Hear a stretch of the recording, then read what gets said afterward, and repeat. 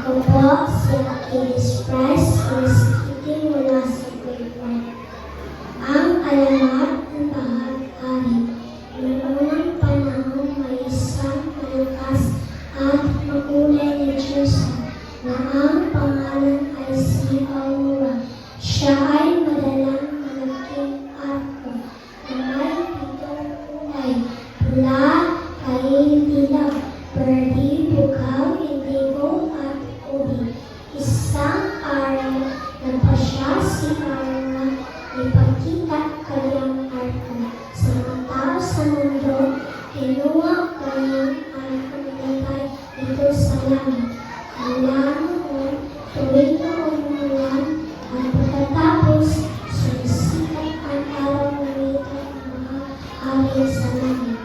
Ang bibigay ang pag-asa at saya